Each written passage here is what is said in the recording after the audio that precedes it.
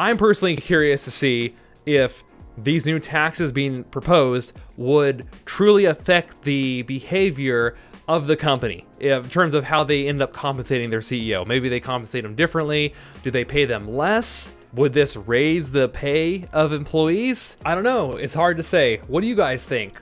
Please let me know in the comments below. Congressional Democrats are looking at all sorts of new ways to raise money through taxes to fund their $3.5 trillion infrastructure bill that you've probably heard of by now. One of the many ways they want to raise taxes is actually by targeting corporate bigwigs. You're not going to want to miss this.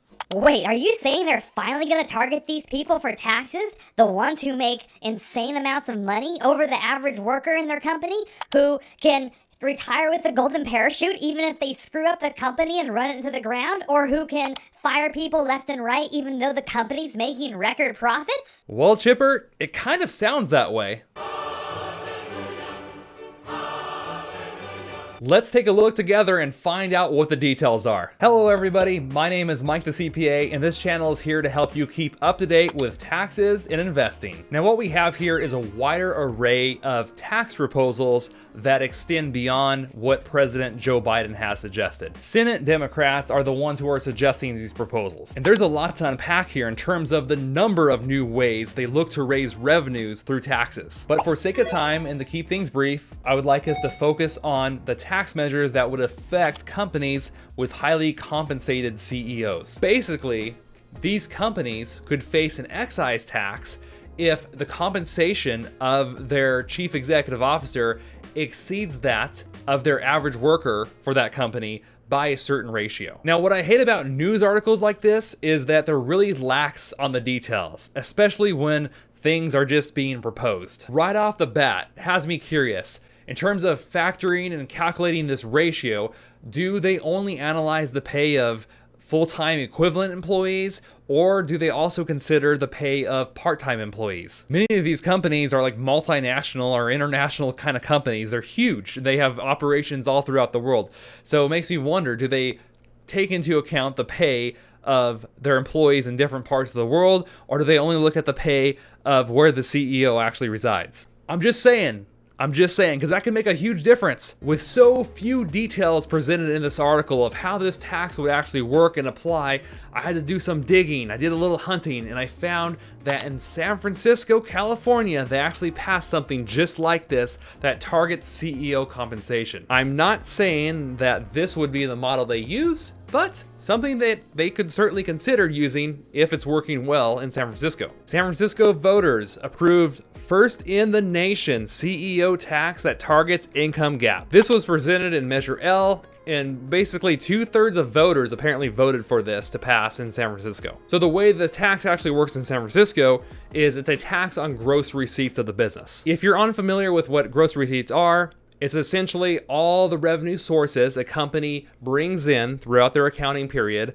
for that year before any expenses are incurred. In San Francisco, the tax is 0.1% up to 0.6%. And in case you're worrying about the CEOs no longer making enough money, don't worry. The tax doesn't even begin to kick in until the CEO is making at least 100 times or more than the average worker's salary for that company. To put that into perspective, the lowest level employee could be making, let's say, $15 an hour, while the CEO could be making $1,500 per hour, and still no additional excise tax would apply to them or the company.